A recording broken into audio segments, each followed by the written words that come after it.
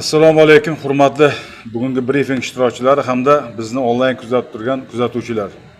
Bugungi brifing kun tartibimizda O'zbekiston Respublikasi Prezidentining 2026-yil 5-fevraldagi 2026-yilda hududlarni yangicha yondashuv asosida rivojlantirish orqali aholi daromadini oshirish, barqaror ish o'rinlarini yaratish hamda kambag'allik qisqartirish chora-tadbirlar to'g'risidagi PQ 49-sonli qarori hamda O'zbekiston Respublikasi Prezidentining 2025-yil 8-oktyabrdagi alohida tuman, shahar va mahallalarning aholining yashashi va tadbirkorlik faoliyati bilan shug'ullanish uchun namunali hududga aylantirish chora-tadbirlar to'g'risidagi 298-sonli qarorlarga bag'ishlangan. O'zbekiston Respublikasi Prezidentining 2026-yil 5-fevraldagi 2026-yilda hududlarni yangicha yondashuv asosida rivojlantirish orqali aholi daromadini oshirish, barqaror ish o'rinlari yaratish hamda kambag'allik qisqartirish chora-tadbirlar to'g'risidagi 49-sonli qarorida hududlarning barqaror va yuqori daromadli ish o'rinlarini yaratish, loyihaviy yondashuv asosida mahallalar ixtisoslashuvini chuqurlashtirish,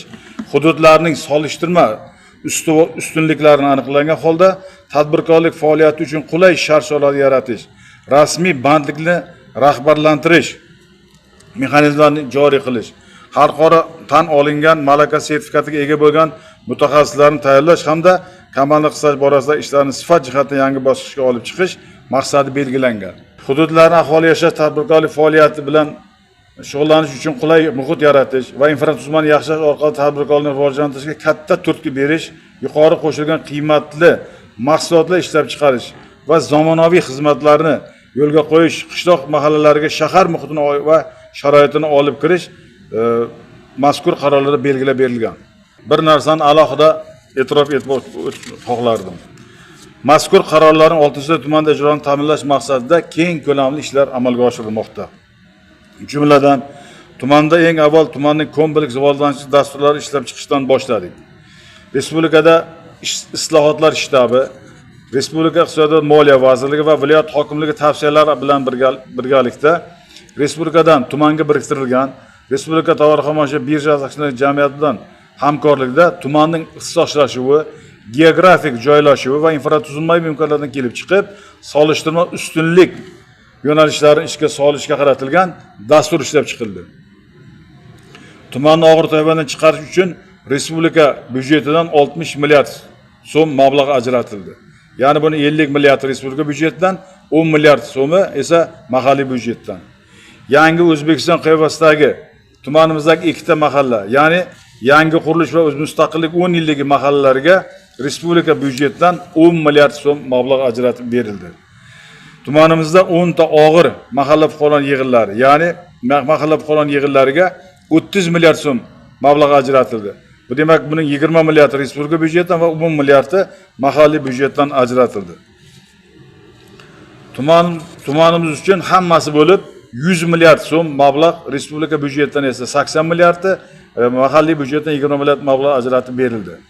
Mazkur mablag'lar hisobiga tumanning infratuzilmasini rivojlantirish uchun dastur shakllantirib, mazkur dasturga asosan, demak, jami bo'lib tumanimizda 83.2 kilometr yo'llarni asfaltlash uchun 53 milliard 590 million so'm, 108.17 kilometr elektr tarmog'ini tortish uchun 13 milliard so'm, 13 milliard 920 million so'm, 35 ta transformatorlar o'rnatish uchun 5 milliard 485 million so'm, 105 ta beton tayanch ustunlarini o'rnatish uchun 1 milliard 895 million so'm, 1645 ta tungi yoritish chiroqlarini o'rnatish uchun 4 milliard 35 million so'm, 14.1 kilometr salomatlik yo'lakchalarini qurish uchun 9 milliard 165 million so'm, 11 kilometr lato o'rnatish ariqlarini betonlash uchun 2 milliard 305 million so'm, 8.16 kilometr ichimlik suvi tarmog'ini tortish uchun 3 milliard 105 million so'm, 1.7 kilometr ochiq drenajni yopiq drenajga aylantirish uchun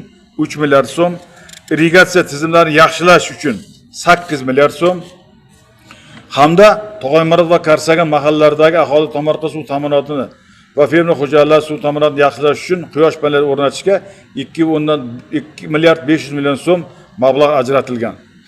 Jami ajratilgan mablag'lar 4 ta dastur asosida taqsimlangan. Birinchi dasturimiz tumanimizni og'ir toifadan chiqarish uchun 60 milliard so'm mablag' evaziga tumanda demak 39.12 kilometr yo'llarni asfaltlash uchun 25 milliard 330 million so'm, 80 kilometr elektr tarmoqlarini tortish uchun 9 milliard 625 million so'm, 14 ta transformator o'rnatish uchun 2 milliard 465 million so'm, 1500 ta beton tayanch ustunlarini o'rnatish uchun 1 milliard 895 million so'm, 540 ta tungi yoritish chiroqlari o'rnatish uchun 1 milliard 35 million so'm, 3,5 kilometr salomatlik yo'laklarini qurish uchun 3 milliard 850 million so'm, 2 kilometr latok o'rnatish ariqlarini betonlash uchun esa 5 million so'm, hamda 4 kilometr ichimlik suv tarmog'ini tortish uchun 1 milliard 500 million so'm, 1,7 kilometr ochiq drenajlarni yopiq drenajga aylantirish uchun 3 milliard so'm mablag'lari ajratish rejalashtirilgan.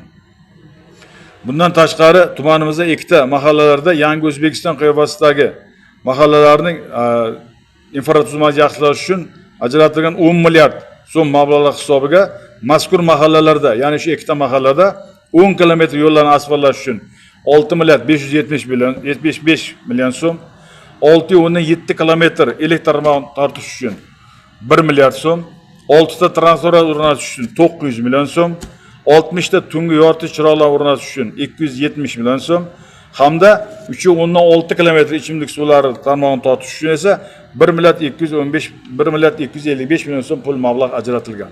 Bundan tashqari xabarlaringiz bor, hurmatli ishtirokchilar, Yangiqurish mahallasida o'sha asosiy ko'chasini 24/7 ko'chaga aylantirish uchun 22 ta tadbirkor subyektlari tomonidan hozir zamonaviy loyiha asosida demak faoliyat yurituvchi xizmat va servis obyektlari subyektlari ishga tushirilmoqda. Bundan tashqari 3-chi yo'nalishimiz demak tumanimizdagi 10 ta og'ir mahallalar uchun ajratilgan 30 milliard so'm mablag' hisobiga demak mazkur 10 ta mahallada 33,9 kilometr asfaltlatish uchun 21 milliard 685 million so'm, 19 kilometr elektr tarmog'ini tortish uchun 2 milliard 845 million so'm, 13 ta transformator o'rnatish uchun 1 milliard 820 million so'm, 805 ta tungi yoritish chiroqlarini o'rnatish uchun 930 million so'm, 4,16 kilometr salomatlik yo'llarini qurish uchun 2 milliard 315 million so'm, hamda 2 kilometr latok o'rnatish uchun va ariqlarni betonlash uchun 405 million so'm mablag' ajratilgan. Hurmatli brifing ishtirokchilari, mazkur mablag'ni ajratishdan maqsad demak shu mazkur mahallalarning ijtimoiy infratuzilmasini yaxshilash evaziga mahallalarda demak ish o'rinlarini ko'paytirish va aholini kambag'allikdan chiqarish asosiy yo'nalish qilib belgilab olingan. Bundan tashqari tumanimizda zaribdor tajribasi asosida shakllantirilgan ikkita driver loyihalarimiz ham ishga tushish uchun 7,3 milliard so'm respublika byudjetidan mablag' ajratilgan. Bu Yangi O'zbekiston qiyofasidagi ikkita mahallamiz, ya'ni yangi qurilish va mustaqillik mahallalarida hamda 10 ta og'ir mahallalarimiz. Bu Shodlik, Bo'ston, Katta Baxshivor, Xumpaykal, Madaniyat, Qoratepa, Obod Baxshivor, Guliston, Ipoq va Shoxcha mahallalarida mahalla fuqarolar 7lik tomonidan demak mahallalar to'liq xatlovdan o'tkazildi. Xatlov natijasiga ko'ra demak mazkur 12 ta mahallada 580 nafar ishsiz fuqarolar aniqlandi hamda 957 nafar kambag'al oilalar aniqlandi. Demak ana shu 580 nafar ishsiz fuqarolarni doimiy ish bilan ta'minlash hamda 957 nafar kambag'al oilalarning aholining daromadini oshirish hisobiga mazkur mahallalarni kambag'allikdan va ishsizlikdan xoli hududga aylantirish bo'yicha dastur belgilab olindi. Ushbu dasturga muvofiq ushbu 12 ta mahalla fuqarolar yig'inlarida jami dastur bo'yicha 1499 ta loyihalarda umumiy qiymati 26 milliard 81 million so'm. Ya'ni bundan bank krediti hisobiga 13 milliard 800 va suda 1 milliard 201 ming so'm, subsidiya bo'yicha 817 million so'mlik mablag'lar hisobiga jami 12 ta mahallada 1650 ta yangi ish o'rinlari yaratiladi. Shundan jami dasturlar bo'yicha quyidagi yo'nalishda tashkil etiladi. Birinchi yo'nalishimiz mikroloyihalar yo'nalishida 33 ta loyihalarda umumiy qiymati 1 milliard 703 million so'm bo'lgan loyihalar hisobiga 66 ta yangi ish o'rinlari yaratiladi. ikkinchi kambag'allikni qisqartirish jamg'armasi mablag'lari hisobidan amalga oshiriladigan 801 ta loyihalarda demak umumiy qiymati 2,18 million so'm bo'lgan demak loyiha hisobiga 801 ta doimiy ish o'rinlari yaratilishi belgilab olingan.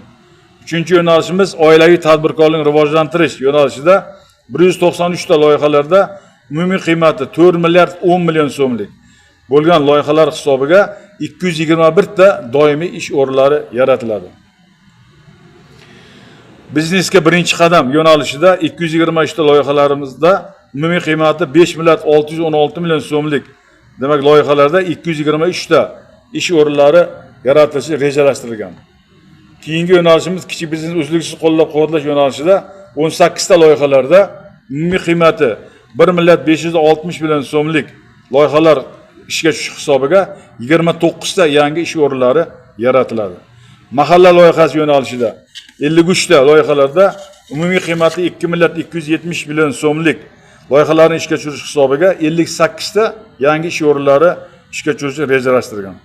7-chi yo'nalishimiz tijorat banklari tomonidan moliyalashtirilgan maqsadli dasturlar yo'nalishida 55 ta loyihalarimizda umumiy qiymati 2 milliard so'mlik bo'lgan loyihalarning amalga oshirish hisobiga 75 ta yangi ish o'rinlari yaratilishi rejalashtirilgan. Keyingi 8-chi yo'nalishimiz xizmat ko'rsatish infratuzilmasini yaxshilash dasturi loyihasida 50 ta loyihalarda umumiy qiymati 4 milliard 225 million so'mlik loyihalarning amalga oshirish hisobiga 92 ta yangi ish o'rinlari yaratilishi belgilab olingan. Tadbirkorlar ya'ni aholi xonalarining o'z tashabbuslari hisobiga 73 ta loyihalarda umumiy qiymati 2 milliard 675 million so'mlik loyihalarning amalga oshirish hisobiga 85 ta yangi ish o'rinlari yaratish evaziga mazkur 12 ta mahallalarda kambag'allikdan va ishsizlikdan xoli hududga aylantirish bo'yicha dastur belgilab olingan. Hurmatli brifing ishtirokchilari, bu ishlarni amalga oshirish uchun tumanimizdagi 2 ta Yangi O'zbekiston qiyofasidagi mahallalar hamda 10 ta og'ir mahallalarda jamoatchilik asosida vakillar biriktirilgan. Shaxsan tuman hokimimiz Otabek Rustamovich boshchiligida har haftada shanba kuni mazkur mahallalarda olib borilayotgan ishlar hamda amalga oshirilgan har bir loyihalar bo'yicha har hafta shanba kuni bu mahallalarda joyiga borgan holda jamoatchilik bilan birgalikda bular muhokama qilinib borilmoqda. E'tiborlar uchun rahmat. Ma'ruzam tugadi.